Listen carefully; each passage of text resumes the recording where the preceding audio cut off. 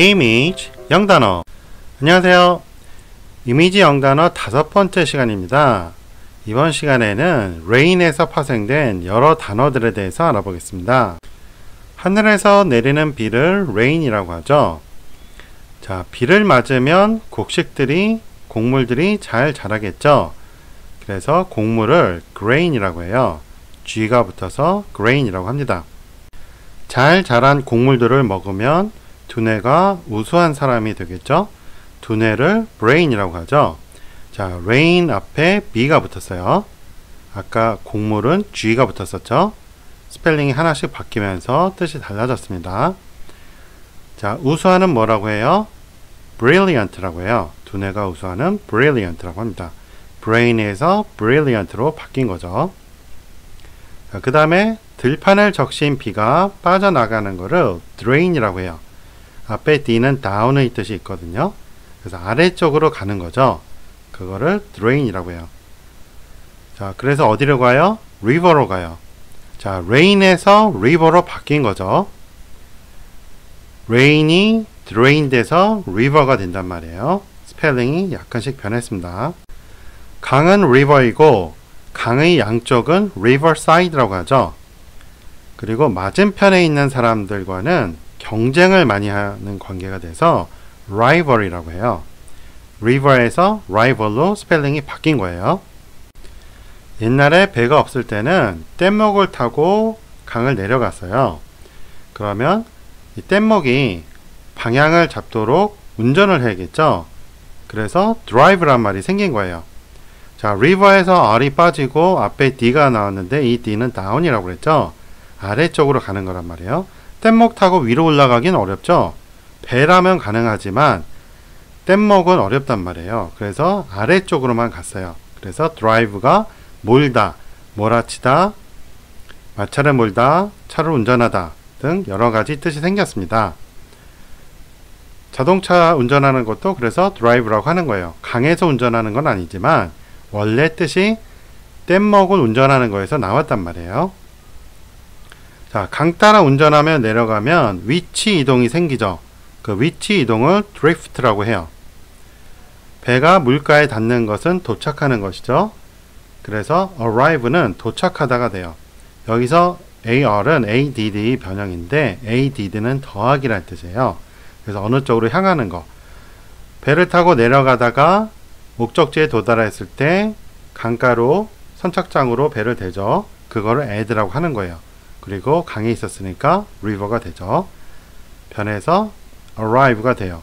그러면 도착하다가 됩니다. 명사로는 arrival이 되겠죠.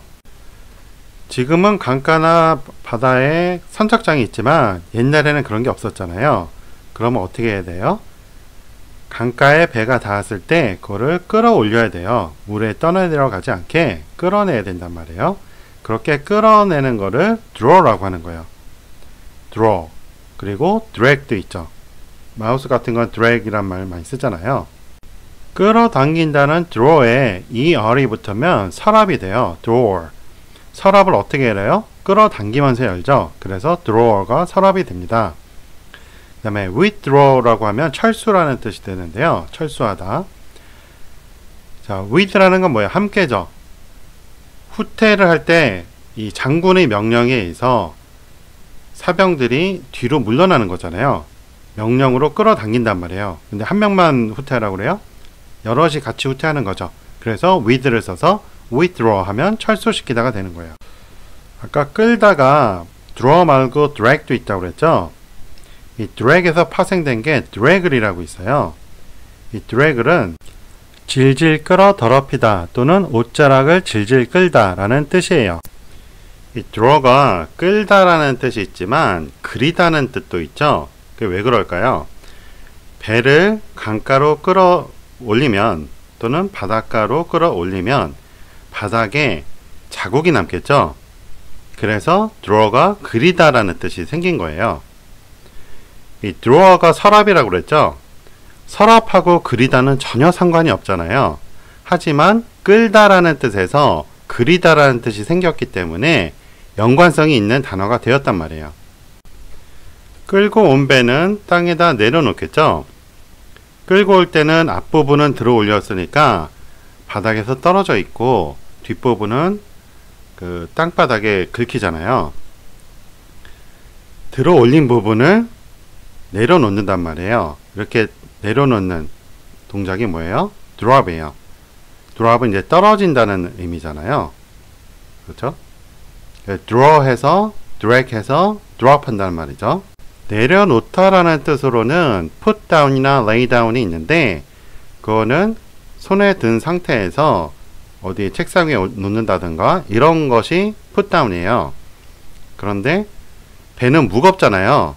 그러니까 살살 내려놓는 경우보다는 그냥 놔버리는 경우가 있단 말이에요. 그러면 툭 하고 떨어지겠죠. 그런 게 drop이에요.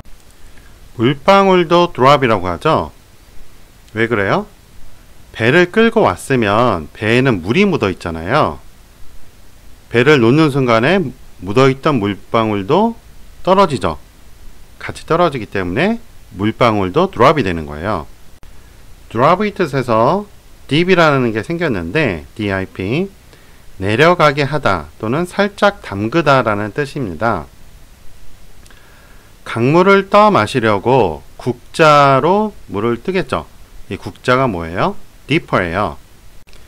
국자로 물을 뜨기 위해서는 국자 방향이 밑으로 가잖아요. down으로 간단 말이에요. 그래서 이 dip이라는 것이 살짝 담그다 라는 뜻이 생겼고 이것은 drop에서 파생됐다는 말이죠. 그런데 이렇게 국자로 물을 뜨다가 중심을 잃어버리면 어떻게 돼요? 물에 빠지겠죠.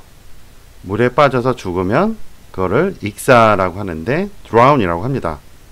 물에 빠졌다가 다행스럽게 빠져나와도 물에 흠뻑 젖거나 하면 기분이 별로 안 좋겠죠. 그래서 짜증도 나고 그러겠죠. 이렇게 짜증나는 것을 irritate 라고 합니다. 잘 보시면 rain에서 변형된 것이 보이죠. 이게 어원적으로는 흥분하다 라는 뜻에서 짜증나다 라는 뜻으로 변천을 했는데요. 제가 이렇게 단어를 엮어봤어요. draft는 다이어가 아니다. 이 draft라는 단어를 스포츠 용어로 많이 쓰죠. 그래서 한국어에서도 그냥 draft라고 쓰는 경우가 많은데 이거 역시 그 draw에서 파생된 단어예요. 그런데 사전에 보면 뜻이 상당히 많이 있습니다. 네이버 영어 사전을 잠깐 보겠습니다. draft 뜻으로서 명사로 원고, 초안이란 말이 있죠. 그리고 은행이 발행한 어음이란 뜻이 있어요. 그리고 드래프트 제1부 스포츠 프로팀에서 매년 대학 선수들을 대상으로 선수 선발을 하는 것을 드래프트라고 한다고 합니다. 그리고 서술어로서 원고 초안을 작성하다, 특별 임무를 위해 선발하다, 뽑다 라는 뜻이 있죠. 자, 그러면 이런 뜻들이 어떻게 draw에서 파생된 것인지 알아보겠습니다. 자, 이미지를 종이에 스케치하는 그리는 것을 draw라고 하죠. 그 밑그림을 draft라고 합니다. draw하기 위해 종이 위에 펜의 끝을 끌어야 하는 거죠. drag 한단 말이에요. 그래서 원고 초안이라는 뜻도 생겼습니다. 환기구에서도 공기를 끄는 게 draw라고 그랬죠. 공기를 순환시키기 때문에 통풍이라는 뜻도 생겼어요. 징병이라는 뜻도 민간에서 장병이 될 사람들을 끌어오는 것이기 때문에 드래프트라고 하는 것이고, 프로스포츠에서는 신인 선수를 선발하는 방식도 드로우라고 하는데, 한 해에 프로 계약을 원하는 모든 선수를 모아놓고 구단이 정해진 순서대로 돌아가면서 뽑아가는 것을 드래프트라고 합니다. 자, 이렇게 해서 오늘은 rain에서 파생된 여러 단어들에 대해서 알아봤습니다.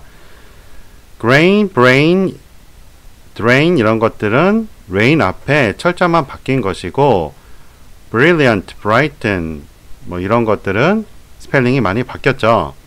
그리고 rain에서 river로 스펠링이 변했고, riverside, rival, drive, drift, draft 이런 식으로 또 많이 변했어요. 그리고 arrive, draw, drawer, withdraw, drag, draggle, drop, dip, drown, irritate 와 같이 조금씩 변해가면서 여러 단어들이 만들어졌어요. 이런 것들을 우리가 학교에서 배웠던 것처럼 이 단어는 무슨 뜻 이렇게 외우면 한도 끝도 없단 말이에요. 단어가 하나만 뜻을 가진 게 아니잖아요. 여러 개의 뜻도 있다 보니까 그렇게 외우지 말고 이렇게 이미지를 가지고 이런 단어들이 어떻게 파생이 되었나를 이해를 하셔야 돼요. 그 상황으로 이해를 해야지 좋다고 그랬죠. 자, 교재 안내해 드리겠습니다. 총 3권이 있고요. Speak in English How 라는 책은 작문을 통해서 회화를 하는 거예요. 우리가 보통 작문이라고 하면 우리말 생각하고 영작을 하잖아요. 그러한 과정을 빼고 영어에서 영어로 영작하게 만든 방법입니다.